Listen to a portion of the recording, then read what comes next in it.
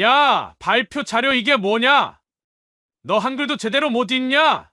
고졸이라 기대 안 했지만 이건 뭐 보고서가 아니라 쓰레기잖아? 죄송합니다. 다시 수정해서. 됐고, 이딴 발표할 시간에 커피나 타. 아메리카노 뜨겁게. 설탕 넣으면 네 손목 부러진다. 제가 뭐 잘못한 건지 정확히 지적해 주시면 수정하겠습니다. 잘못. 네가 여기 있다는 것 자체가 잘못이야. 고졸이 인사팀이라니. 요즘 회사가 진짜 말세야. 저거 진짜 선 넘었다 저애. 몇 주째 아무 말 없이 다 참았는데. 이 회사에선 태도가 실력보다 우선이라고 하셨죠. 그 말, 곧 본인 입으로 다시 삼키게 되실 겁니다. 안녕하세요. 실제 일어난 사연을 각색한 인생의 저녁빛 사연 채널입니다. 오늘은 고졸이라며 무시당한 신입사원 지윤 씨가 어떻게 당당하게 자신을 지키고 통쾌한 결말을 만들어냈는지 들려드리겠습니다. 구독과 좋아요, 알림 설정을 눌러주시면 앞으로도 억울함을 극복하고 인생의 교훈을 담은 사연들을 꾸준히 만나보실 수 있습니다. 전남 순천, 오래된 한옥이 늘어선 작은 골목. 그곳에서 자란 20살 지우는 새벽같이 일어나 구두에 먼지 하나 없이 광을 냈다. 손등으로 주름 하나 없는 흰 셔츠를 다리고 빳빳하게 정리된 회색 정장 상의를 껴입었다. 화장을 거의 하지 않은 얼굴에는 수줍은 듯 단정한 립밤 한 줄기, 그리고 가방 속엔 손으로 직접 만든 자소서, 사본 한 장과 낡은 서류 파일이 들어 있었다. 그날 아침 그녀는 순천역에서 서울행 KTX에 올랐다. 혼잡한 주말 열차 속 창가 좌석에 앉은 지우는 커다란 트렁크를 다리에 끌어안고 창밖을 바라봤다. 익숙한 논밭과 비닐하우스가 휙휙 지나가고 학교 앞 분식집도 멀어져 갔다. 하지만 지훈의 눈은 흔들리지 않았다. 표정은 담담했지만 마음속에는 결심 하나가 뚜렷이 자리 잡고 있었다. 이제 나도 내 힘으로 해내야지. 그녀가 도착한 곳은 서울 강서구에 위치한 국내 굴지의 중견기업 대성테크. 전국의 인재들이 모이는 본사 건물은 거대했고 유리 외벽은 하늘을 담아냈으며 로비는 마치 호텔처럼 반짝였다. 면접에서 합격했을 때도 회장 딸이라는 신분은 절대 드러나지 않았다. 지우는 고졸 특채 전형으로 일부러 지원했고 아버지의 영향은 단 한 줄도 쓰지 않았다. 왜냐하면 누군가의 딸이 아니라 자기 자신으로서 평가받고 싶었기 때문이다. 내가 어떤 대우를 받든 그게 이 회사의 진짜 얼굴이겠지. 지우는 그렇게 진짜 대성테크의 민낯을 직접 겪어보기로 한 것이다. 첫 출근 날 이른 아침, 지우는 정문 앞에 멈춰서서 회사 건물을 올려다봤다. 스쳐 지나가는 정장 차림의 직원들, 회의 시간에 늦지 않으려 급히 뛰어가는 팀장들, 그 틈에 끼어드는 20살의 지우는 마치 이방인 같았다. 긴장된 손으로 출입증을 찍고 엘리베이터를 타기 전 잠깐 거울을 들여다봤다. 괜찮아. 잘할 수 있어. 스스로에게 속삭이며 가슴에 신입사원 이지윤이라고 쓰인 명찰을 달았다. 오전 9시 그녀가 배치받은 곳은 인사부 사무실. 정리된 자리 앞에 앉은 지우는 회사 소개 자료를 조용히 읽고 있었다. 그런데 불쑥 뒤에서 무거운 발걸음 소리가 다가오더니 낮고 비아냥 섞인 목소리가 들려왔다. 야, 거기 고졸 신입 너 이름이 뭐라고? 지우는 당황했지만 침착하게 고개를 돌렸다. 지윤입니다. 말을 건 남자는 백재현 부장. 회사에서 25년을 근속한 인사부의 실세로 신입사원 하나쯤은 눈 깜짝하지 않고 갈구기로 유명한 인물이었다. 그는 피식 웃으며 말했다. 지윤이? 이름 참 예쁘네. 근데 회사에선 이름 예쁜 게 중요한 게 아니라 실력이 중요하지. 알지? 지우는 살짝 미소를 지으며 고개를 끄덕였다. 그러자 백 부장은 자신의 텀블러를 흔들며 말한다. 그럼 실력 보여줘. 아메리카노 뜨거운 거 설탕 넣지 말고 당도 30% 이하로 커피 심부름부터 잘해봐. 그게 고졸 신입의 시작이지. 그 순간 사무실 전체의 공기 밀도가 뚝 떨어지는 듯 했다. 칸막이 너머에서 눈치를 보던 직원들 몇몇은 모니터에 시선을 고정했고 누군가는 이어폰을 빼려다 말았다. 지우는 단 한마디 반박도 하지 않았다. 다만 고개를 천천히 숙인 채 조용히 자리에서 일어나 사무실을 나섰다. 그녀의 뒷모습은 흔들리지 않았다. 오히려 단단했고 똑바로였다. 그녀의 눈빛은 차가웠다. 마치 오래전부터 이런 일이 일어날 걸 알고 있었다는 듯 그저 이제 시작이구나라는 표정을 지었다. 그리고 그 누구도 그 순간엔 상상하지 못했다. 이 조용한 신입이 회장실 바로 옆방에서 어린 시절을 보냈고 언젠가 이 회사의 본질을 송두리째 바꾸게 될 사람이라는 것을. 며칠이 흘렀다. 입사 첫날 온갖 수모를 겪었던 지우는 그 후 단 하루도 늦잠을 자지 않았다. 해가 뜨기 전 본사에 도착해 커피 머신을 닫고 회의실 정리부터 복사용지 교체까지 누구보다 먼저 손을 댔다. 업무가 끝난 후엔 무겁게 쌓인 백 부장의 개인 짐까지 차에 실어주고 비 오는 날엔 본사 정문까지 우산을 들고 나가 기다렸다. 지우는 단 한 번도 고개를 숙이지 않았지만 불평 또한 하지 않았다. 마치 이 모든 게 시험이라는 듯이. 그냥 아예 허드렛일만 시키려는 거야. 근데 얘 싫은 티도 안 내. 꼭 참는 거 보면 대단하긴 해. 직원들 사이엔 수군거림이 늘어났지만 누구도 적극적으로 개입하지 않았다. 왜냐면 상대가 백재현 부장이었기 때문이다.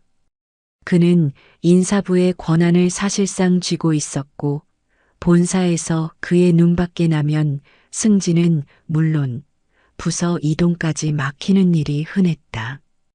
그러던 어느 날 월요일 아침 9시 팀 전체가 참석하는 주간 업무 회의가 열렸다. 이번 주 발표자는 지훈. 그녀는 팀 내 연간 일정표, 부서 내 교육 스케줄, 인사 재배치 제안을 총괄해 발표하는 역할을 맡았다.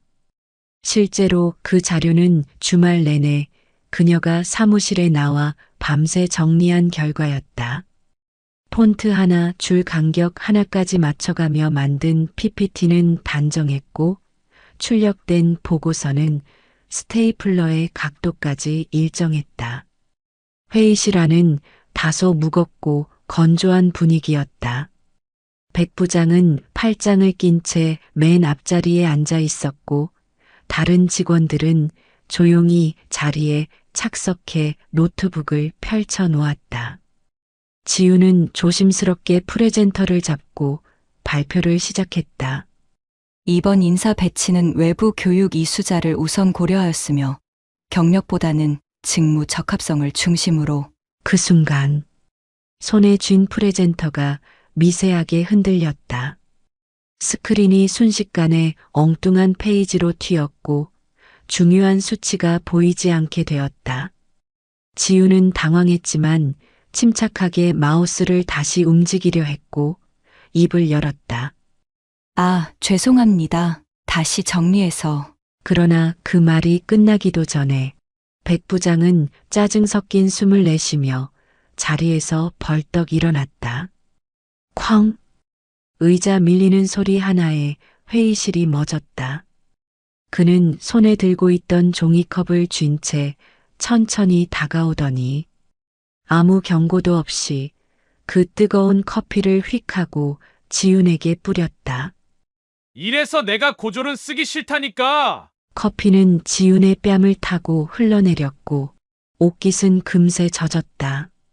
사무실의 공기까지도 그 순간 뜨겁고 끈적하게 식어버린 듯했다. 백 부장은 비웃듯 덧붙였다. 학벌이 깡패야. 깡패. 이따위 발표하려면 차라리 사표 쓰고 나가든가. 그 말이 끝나자마자 회의실 안은 한순간 진공 상태처럼 조용해졌다. 숨소리조차 거슬릴 정도로 누군가 키보드를 치던 손을 멈췄고 누군가는 물을 마시다 멈춘 컵을 입가에 고정한 채 얼어붙었다. 지우는 아무 말 없이 프레젠터를 조용히 내려놓았다. 커피에 젖은 손등으로 얼굴을 닦으며 고개를 살짝 떨궜다. 그리고 정면을 바라보며 또박또박 말했다. 죄송합니다. 발표는 여기까지 하겠습니다. 그녀의 목소리는 흔들림 없이 낮고 단단했다. 하지만 그 눈빛 속엔 뭔가 달라진 불꽃이 피어오르고 있었다. 그건 참는 이의 눈빛이 아니었다. 결정한 사람의 눈빛이었다. 그 순간 회의실 구석에서 조용히 녹음기를 만지던 막내 사원 수진의 손에 힘이 들어갔다. 그녀는 지난 몇 주간 지켜본 것을 믿을 수 없었던 사람 중 하나였다.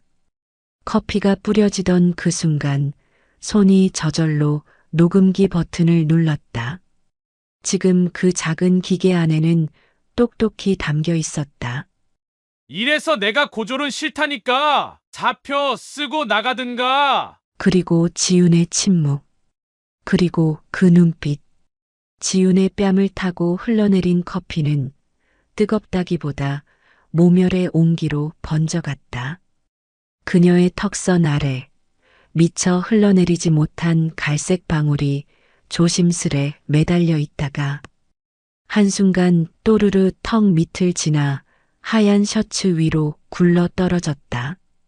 흰색 블라우스는 순식간에 얼룩졌다. 가슴께까지 번진 커피 자국은 너무나 선명했다. 마치 누군가 의도적으로 낙인을 찍은 것처럼. 회의실 안은 정적만이 감돌았다.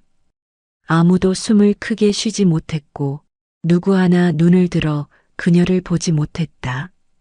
한 직원은 무심한 듯 클릭하던 마우스를 멈췄고 누군가는 열려있던 노트북을 덮으며 슬쩍 시선을 돌렸다.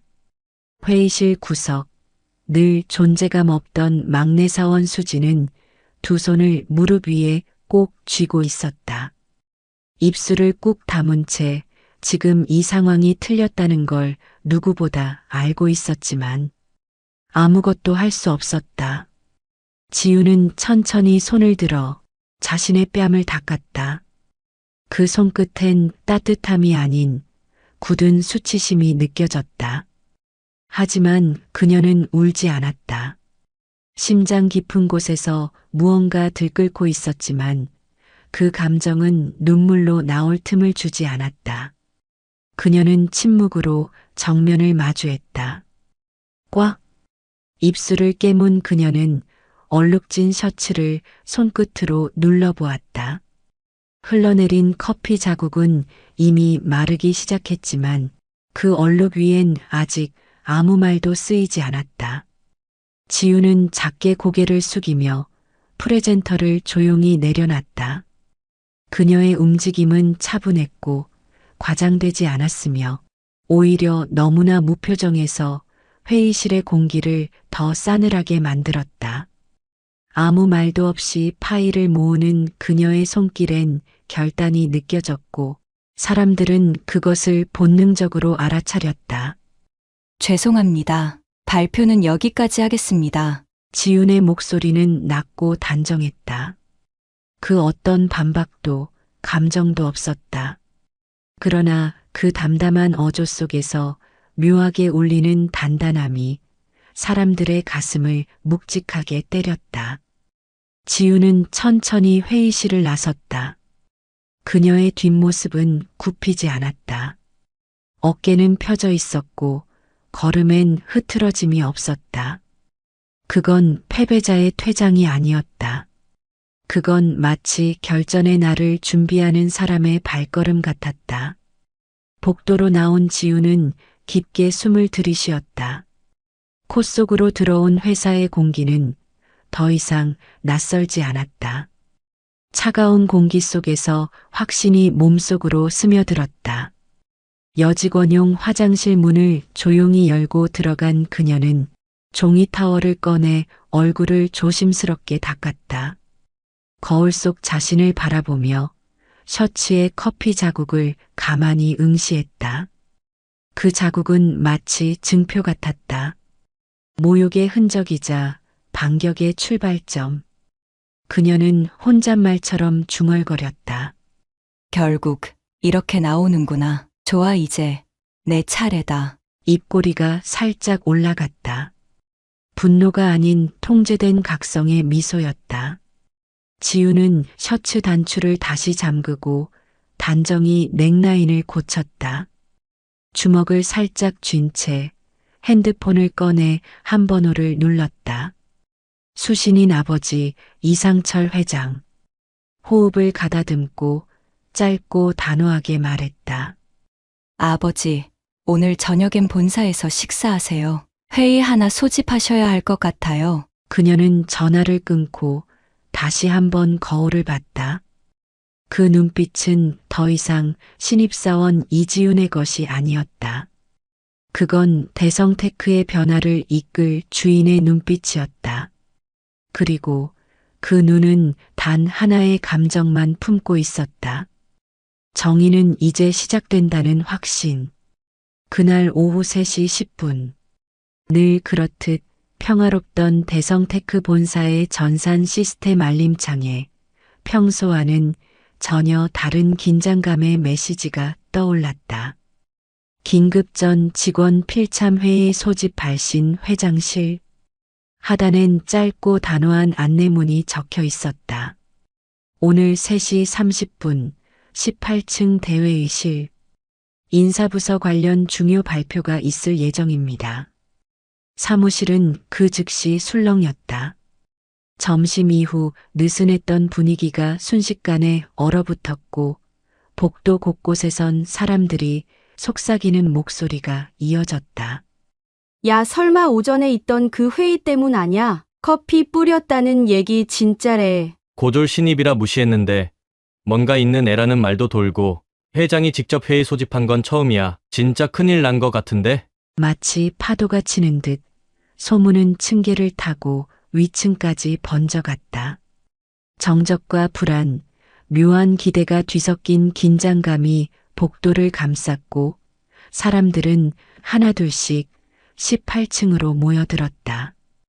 회의실은 평소보다 훨씬 무거운 공기로 가득 차 있었다. 의자에 앉은 사람들의 손끝은 가만히 떨렸고 누군가는 물컵을 들고도 입에 대지 못한 채 멍하니 바라봤다. 정중앙 단상 앞 백 부장이 홀로 서 있었다. 그는 겉으론 늘 그랬듯 두 손을 주머니에 넣고 여유를 가장했지만 이마에 맺힌 땀방울은 그 여유가 가짜라는 걸 여실히 보여주고 있었다. 설마 진짜 그게 회장 귀에까지 들어간 건 아니겠지? 아니야, 그냥 가볍게 넘기겠지. 징계 정도일 거야, 설마 그게. 스스로에게 되뇌며 상황을 합리화하던 그 순간 3시 30분 정각 회의실 문이 열렸다. 먼저 비서진이 들어왔고 곧이어 무게감 있는 구두 소리가 고요를 뚫고 울렸다. 사람들은 일제히 자리에서 일어났다. 그리고 마침내 회장이 모습을 드러냈다. 은빛으로 희끗해진 머리카락, 검은 양복에 단정하게 매무새를 고친 넥타이. 오랜 세월 회사를 일군 사람만이 가질 수 있는 묵직한 기운이 공간을 압도했다. 이상철 회장은 별다른 인사도 없이 천천히 앞으로 걸어 나왔다. 손에 들린 두 장의 서류. 하나는 회의 녹취록, 다른 하나는 아직 아무도 모르는 운명을 담은 인사 발령장.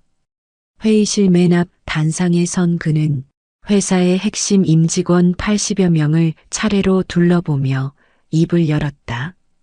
나는 오늘 우리 회사에서 가장 무례했던 사람과 가장 고운 태도를 지닌 사람을 동시에 보았습니다. 그의 목소리는 높지 않았다.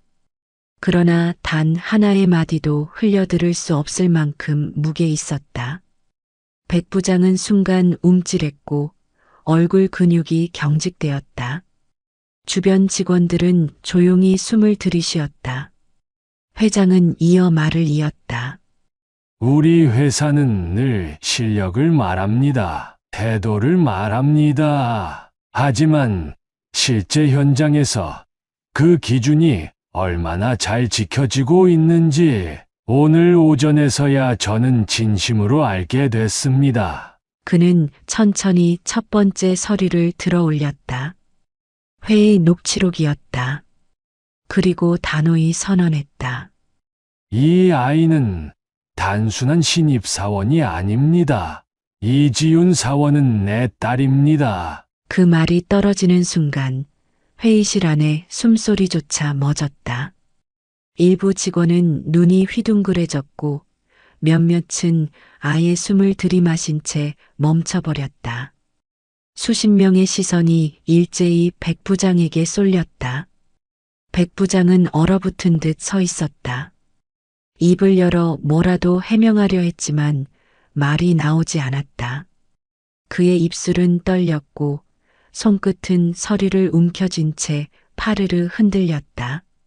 그는 완벽히 무너지고 있었다. 힘으로 누르던 자가 지금은 그 무게에 짓눌리고 있었다. 목소리는 크지 않았지만 단 한 단어도 허공에 흘려보내지 않는 사람의 말투였다. 그 말 한 줄이 떨어지는데 걸린 시간은 고작 몇 초였지만 그 무게는 이 회사를 30년 넘게 지켜온 이가 자신의 자존심까지 내던지며 꺼낸 진심 그 자체였다. 오늘 우리 회사에서 가장 무례했던 사람이 우리 회사의 가장 소중한 사람에게 그랬다는 게 부끄럽구나. 회장의 시선은 천천히 아래로 향했다. 그 시선이 닿은 곳엔 단상 아래 잔뜩 얼어붙은 백 부장이 있었다. 그의 눈빛은 순간적으로 깜빡였고 발끝은 자신도 모르게 뒤로 물러났다. 평소엔 윗사람 앞에서도 입을 턱 벌리고 농을 던지던 그였지만 이 순간만큼은 마치 심판대 위에 선 죄인 같았다. 회장의 말은 이어졌다. 저 아이는 내 딸이다. 그 한마디가 떨어진 순간 회의실은 마치 시간마저 멈춘 듯 고요해졌다. 누군가의 물컵이 바닥에 딱 하고 부딪히는 소리가 유난히 크게 울렸다. 입을 가린 채 눈을 동그랗게 뜬 대리, 입술을 깨물며 안경을 고쳐 쓴 과장, 그리고 아무 말도 못한 채 고개만 푹 숙인 팀장들. 그들은 모두 자신이 어떤 장면을 목격하고 있는지 완전히 깨닫고 있었다. 신입사원 이지윤, 고졸이라는 이유 하나만으로 무시당해온 직원. 그러나 누구보다 묵묵히 버텨왔고 자신을 밝히지 않은 채 회사를 진심으로 보고 싶어 했던 사람. 회장은 잠시 숨을 골랐다. 그의 눈가엔 이내 피로한 주름이 떠올랐고 한 사람의 아버지로서 그리고 한 회사의 대표로서 복잡한 감정이 교차하고 있었다. 나는 오늘 우리 회사가 무엇을 가장 먼저 고쳐야 하는지 똑똑히 봤다. 스펙, 학벌, 출신, 외모, 그것들이 아직도 사람을 판단하는 기준이라면 우리는 더는 사람을 고용하는 게 아니다. 우리는 이름 없는 조건들만 소비하고 있는 거다. 그의 음성은 점점 깊어졌다. 회의실을 가득 메운 침묵 속 사람들의 표정은 변하고 있었다. 회의 초반에는 누가 문제냐는 시선을 주던 이들이 이제는 스스로에게 묻고 있었다. 나는 그동안 누구를 어떻게 대해왔는가? 백 부장은 말이 없었다. 그의 얼굴은 창백했고 손끝은 아직도 떨리고 있었다. 그가 말하지 않아도 회의실 전체가 이미 대답을 알고 있었다. 회장은 마지막으로 담담하게 말했다. 지훈이는 내가 가장 아끼는 사람이자 이 회사를 있는 그대로 보고 싶어 했던 진짜 직원이다. 그리고 오늘 그 아이 덕분에 우리가 다시 배운 것이 있다면 그건 바로 사람을 보는 눈이다. 그 말이 끝나자 조용히 회장 뒤편에서 자리에 있던 지훈이 천천히 일어났다. 마치 오래전부터 이 순간을 알고 있었던 사람처럼 그녀는 단정하게 걸음을 옮겨 단상 앞으로 나섰다. 그녀의 걸음은 조용했지만 공기를 흔들었다. 사람들은 그 한 걸음 한 걸음에 숨을 죽였다. 그녀의 표정엔 원망도 없었고 억울함도 없었다. 오히려 마치 이제 정말 내가 시작해야 할 일을 하겠습니다. 라는 결심이 담겨 있었다. 회장은 미소도 눈물도 없이 인사 발령장을 건넸다. 그리고 대성테크 본사 대회의실엔 조용한 박수가 퍼지기 시작했다. 한 명이 시작한 박수는 어느새 10명, 20명을 거쳐 모든 공간을 가득 채웠다. 지우는 단상 위에서 고개를 숙이고 한마디를 남겼다. 저는 단지 누구도 무시당하지 않는 회사를 만들고 싶었을 뿐입니다. 그 말에 누군가는 고개를 들었고 누군가는 눈시울을 닦았다. 그리고 모두가 느꼈다. 지금 이 순간 이 회사가 진짜로 바뀌고 있다는 것을. 지훈의 마지막 한마디가 공중에 흩어지고 그 울림이 회의실 천장까지 닿는 듯한 정적이 흘렀다. 그 순간 사람들의 시선은 단 한 사람에게로 쏠렸다. 백재현 부장. 회의실 맨 앞에 서 있던 백 부장은 마치 현실감이 사라진 사람처럼 멍한 눈빛으로 서 있었다. 늘 사무실을 호령하며 부하 직원의 고개 하나로 분위기를 뒤집던 그였지만 지금 그의 발밑은 무너진 모래 위처럼 불안하게 흔들리고 있었다. 입을 꾹 다문 채 땀이 맺힌 이마를 훔치지도 못한 채 그는 회장과 눈을 마주치지 못했다. 그리고 조용히 다가온 인사팀 부장이 한 장의 서류 봉투를 내밀었다. 그 안에는 징계 해임 통지서라는 굵은 글씨가 선명히 찍혀 있었고 대성테크의 공식 직인이 그것이 농담이나 시범이 아니라는 사실을 분명히 했다. 백 부장은 서류를 받는 순간 손끝이 파르르 떨렸다. 그토록 남들에게는 규정대로 한다며 엄격했지만 막상 본인이 규정에 의해 퇴장당하는 이 상황은 어이없음과 수치심 그 자체였다. 그는 더는 아무 말도 하지 못한 채 고개를 푹 숙이고 천천히 단상을 내려왔다. 그의 뒷모습은 과거의 백재현이 아니었다. 허리는 굽어 있었고 어깨는 축 처져 있었다. 그 위풍당당했던 인사권자의 그림자는 흔적조차 남지 않았다.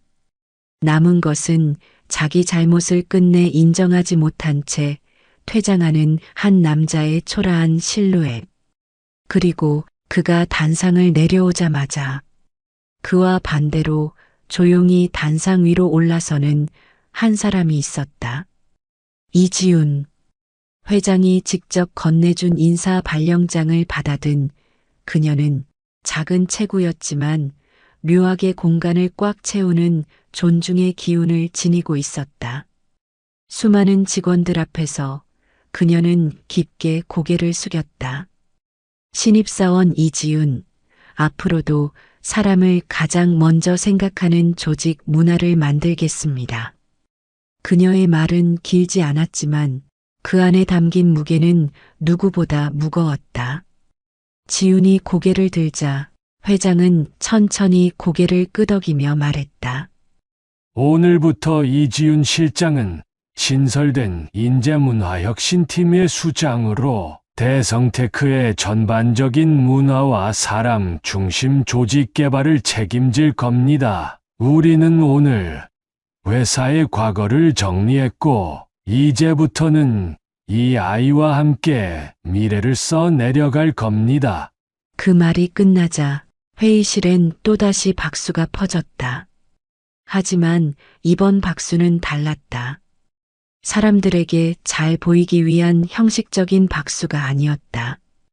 그건 진심에서 우러난 존중과 응원의 박수, 그리고 지난날의 침묵에 대한 속죄의 박수였다. 그날 이후 대성테크는 눈에 띄게 변하기 시작했다. 먼저 사라진 건 백재현 부장의 자리였다.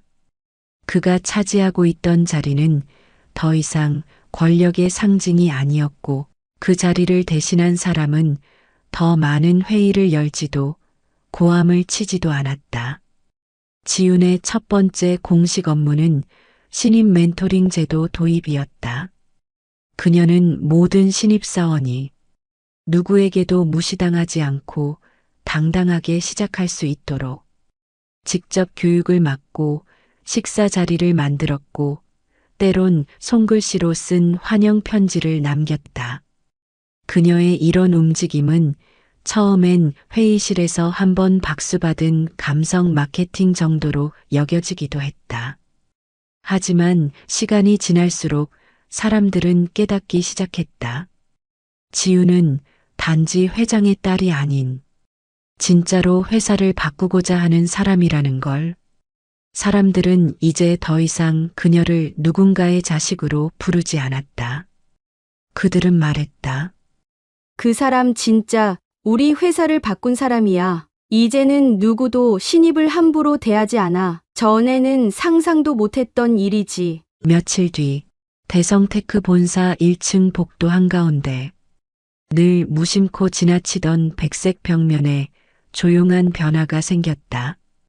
누구도 설치하는 걸 보지 못했지만 어느 날 아침 출근한 직원들 눈앞에 작고 단정한 액자 하나가 걸려 있었다. 액자는 고급스러운 월넛 원목으로 깔끔하게 짜여 있었고 그 안엔 검은 벨벳 바탕 위로 고운 금빛 글씨가 단정히 박혀 있었다. 사람의 가치는 스펙이 아니라 태도에서 드러난다. 화려한 표어도 아니었고 자기계발서처럼 감정을 자극하는 문구도 아니었다. 하지만 그 문장은 이상하게도 사람들의 발걸음을 멈추게 했다. 처음엔 고개만 툭 돌려 한번 보고 지나치던 이들이 며칠이 지나자 그 앞에서 잠깐 멈춰서는 습관이 생겼다. 정장을 다림질한 부장도 새로 들어온 계약직도 누구 하나 예외 없이 그 문장 앞에선 잠시 눈을 내리깠다. 그 문구가 달라붙은 곳은 단순한 벽이 아니었다. 그건 사람들의 양심과 기억에 닿는 문장이었다. 어떤 이는 그 문장을 바라보다가 회의 때 말없이 발표하던 신입사원 지윤의 얼굴을 떠올렸다. 말도 많지 않았고 늘 조용히 묵묵히 있던 그 아이가 사실은 이 회사의 미래를 대표했던 인물이었다는 걸 지금에서야 제대로 기억해냈다. 또 누군가는 문장을 보고 난 뒤 자신이 예전에 무심코 뱉었던 말투와 행동을 돌아봤다. 이 정도는 해야지. 신입이 뭘 안다고. 그 말들이 누군가에겐 얼마나 무겁고 차가운 칼이었는지를 뒤늦게 깨닫고 작게 한숨을 쉬며 자리를 떴다. 그리고 그 변화의 가장 조용한 중심엔 항상 지훈이 있었다. 지훈은 여전히 본사 건물 곳곳을 돌아다녔다. 직책은 실장이었지만 늘 말단처럼 묻고 경청하며 손을 내미는 사람이었다. 회의실 한쪽에서 혼자 웅크리고 있던 신입사원에게 먼저 다가가 말을 건네고 팀장이 눈치 주던 막내 디자이너에게는 점심 도시락을 건넸다. 복사기 고장이 났을 땐 누구보다 먼저 손을 걷어붙였고 야근하던 경비 아저씨에겐 따뜻한 음료를 들려주며 인사했다. 사람들은 그녀를 여전히 회장 딸이라 부르기도 했지만 어느 순간부터 진심으로 이렇게 말했다. 그 사람, 진짜 우리 회사를 바꾼 사람이야. 그 액자는 점점 대성테크의 상징이 되어갔다. 인사팀 입사 첫 교육날 강의실 스크린 제일 첫 페이지엔 항상 그 문장이 등장했다. 사람의 가치는 스펙이 아니라 태도에서 드러난다. 그 말을 처음 들은 신입사원들은 고개를 갸웃하기도 했지만 한두 달이 지나면 전부 그 말의 무게를 깨닫게 되었다. 이 회사는 정말 사람을 태도로 본다. 그리고 내가 어떻게 말하고, 어떻게 웃고, 어떻게 배려하느냐가 진짜 내 가치를 결정한다는 걸 피부로 체감했다. 그리고 그 문장을 누가 만들었느냐고 묻는 사람이 생기면 직원들은 조용히 웃으며 대답했다. 그거요? 지윤 실장이 직접 만든 거예요? 하지만 그녀와 함께 일해본 사람들은 모두 알고 있었다.